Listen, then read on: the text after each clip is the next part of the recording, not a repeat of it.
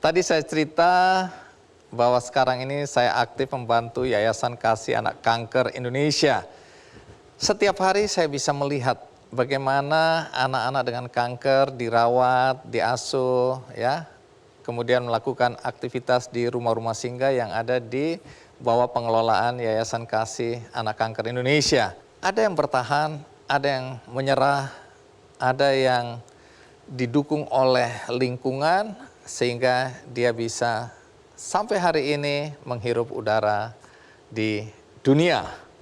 Nah, bagaimana kisah narasumber kita yang satu ini? Mari kita sambut Susana Hakim.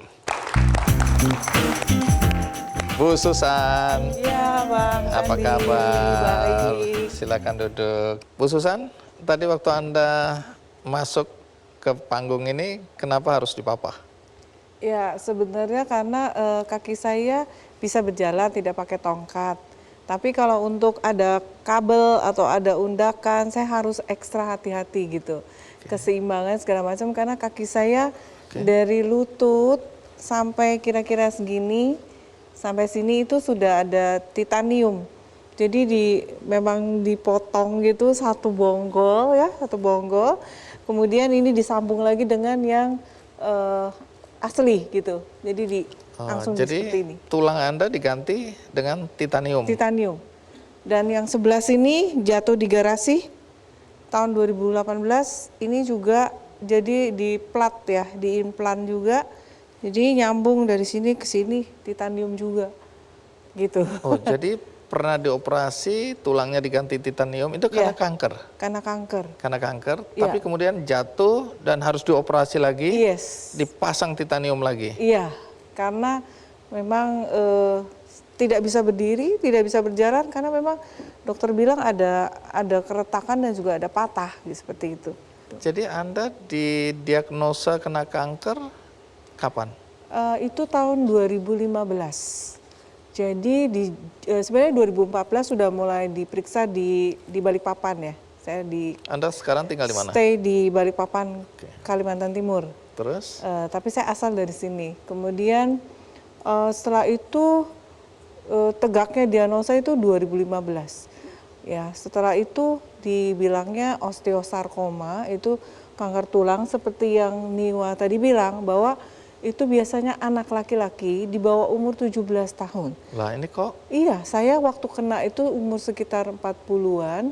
Perempuan? Perempuan gitu. Jadi ini ada pengecualian ya? Iya, kata dokter sih ya semacam kayak ya mutasi sel seperti itulah. Itu mungkin jarang terjadi. Jarang terjadi, tetapi biasanya generalnya seperti itu gitu. Saya berobat ke Singapura. Iya. Lalu setelah itu diobservasi segala macam, tidak perlu diamputasi. Oke. Jadi hanya dioperasi. Ambil tulangnya. Diambil dia dari samping. Jadi tidak dari depan ya, tapi dari samping, jadi tidak kelihatan dari depan. Nah, itu dibongkar begini, direstrukturisasi tulangnya seperti itu, disusun, dan canggihnya ada, itu tahun 2015 ya Bang ya? Iya. Itu ada semacam kayak tumbuhan, ini saya tahu dari rekan dokter juga, tumbuh-tumbuhan yang bisa hidup di dalam sini, sehingga dia fungsinya seperti saraf dan otot, sehingga dia bisa, kita masih bisa gerak-gerak gini, bisa begini, bisa oke gitu. Oke. Anda pakai kupluk seperti biasa saya pakai seperti itu. Ini iya, kembaran ini bagian dari gaya atau habis kemo? Ya, sebenarnya saya tuh masih, jadi kan 2 tahun itu pandemi, sehingga Singapura kan lockdown. Saya juga bukannya apa-apa, jadi saya nggak berani juga memeriksakan diri di Indonesia. Karena takutnya analisanya seperti apa, terus alat-alatnya seperti apa gitu ya, nanti malah saya jadi ketakutan, jadi khawatir, terus jadinya galau gitu kan. Akhirnya saya tunggu sampai Singapura buka, biasanya saya kontrol tuh 3 bulan, terus 6 bulan sekali, terus 12 bulan sekali. Setelah itu ternyata lockdown, 2 tahun tidak periksa, tahu-tahu ternyata sudah ada memang ada di paru. Oh, nah, ini baru lagi nih. Baru lagi, jadi deteksi siapa yang bilang atau dokter mana yang bilang bahwa kemudian ada kanker di paru-paru? Singapura. Jadi sama mother cell-nya atau selnya sama itu dari yang osteosarkoma, memang dia maunya ke paru. Oh, dari tulang. Enggak yang lain-lain gitu ceritanya. Oke, jadi Anda harus di kemo. Kemo dari akhir Mei sampai sekarang. Baik, sebelum kita lanjutkan, kita simak dulu tayangan berikut ini.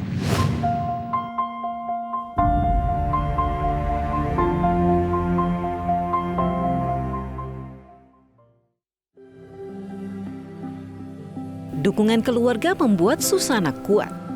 Ibu dua anak ini terdiagnosa osteosarkoma atau kanker tulang pada Januari tahun 2015. Susana menjalani pengobatan dan perawatan di Singapura. Solusi untuk kaki kirinya adalah implan tulang dengan titanium. Lalu pada tahun 2019, kanker tersebut menyebar ke paru-paru. Saat-saat Susan ngalamin masa-masa di mana dia drop ya, mengalami satu pergumulan, yang kami coba berikan adalah hadir di samping beliau. Saat menjalani kemoterapi, wanita asal Balikpapan yang kerap disapa Susan ini banyak bertukar cerita dengan penyintas kanker lainnya. Hal itulah yang membuat Susan mendirikan komunitas Faith. Komunitas ini merupakan sarana berbagi informasi dan berbagi semangat antar sesama penyintas kanker.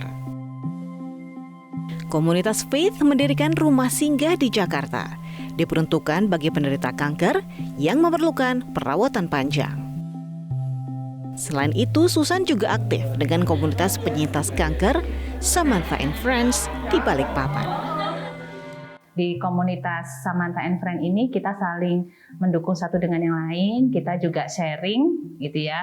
Begitu juga kalau ada teman yang sedang kemo atau sedang selesai radiasi, nah biasanya kita melakukan kunjungan-kunjungan. Tetap semangat, terus berjuang, mari kita bergandengan tangan.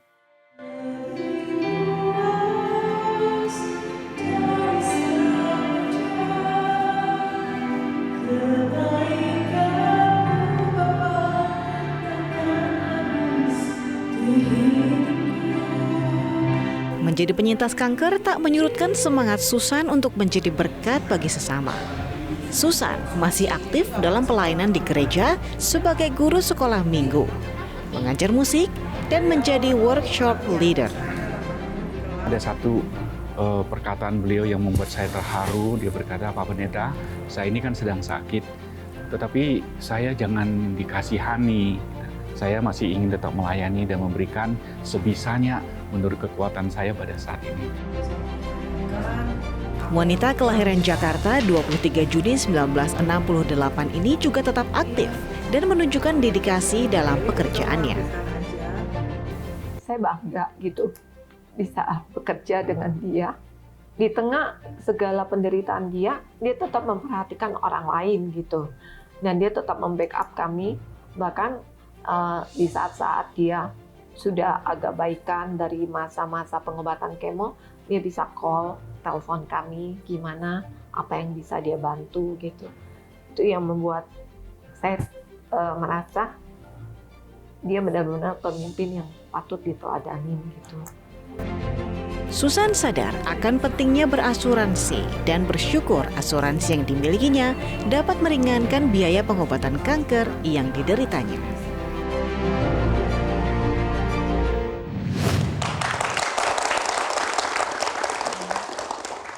Baik, kita lanjutkan lagi Bu Susan. Jadi bagaimana rasanya hidup dengan kondisi seperti ini? Pasti waktu dengar beritanya pertama itu saya pasti agak down ya. Saya dari dulu suka sekali olahraga, makan pun saya jaga nutrisinya, vitaminnya, kemudian juga pola makannya dari rumah bawa ke kantor, tidak pakai. Jadi sebenarnya hidup Anda ini sehat ya? Iya, boleh dikatakan seperti itu Bang, tapi ternyata kena juga. Saya sampai nanya ke dokter, kenapa ya? Dia bilang, ya secara ini dia seperti roulette gitu ya, truk kena. Karena multifaktor genetik juga nggak ada kan. Jadi sekitar 10-20%. kanker itu adalah sebuah misteri penyebabnya.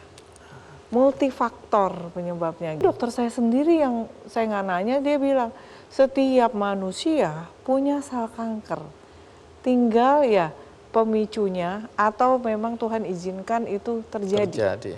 Baik, lalu apa upaya yang Bu Susan lakukan untuk pengobatan selama ini? Iya, kalau kebayang ini kan suatu penyakit yang serius ya, dan panjang. Jadi memerlukan biaya yang sangat tinggi. Dan bersyukur banget saya tuh walaupun ya dalam kondisi pola makan, pola hidup sehat, tetapi saya mengambil asuransi yang plannya bisa sampai ke Singapura. Sampai sekarang pun saya sudah kemo-kemo gini, udah dari 7 bulan ini sudah sekitar 1,3 M. Hanya untuk kemo. Tapi beban itu ditanggung oleh Asuransi. asuransi. Jadi lagi-lagi, iya.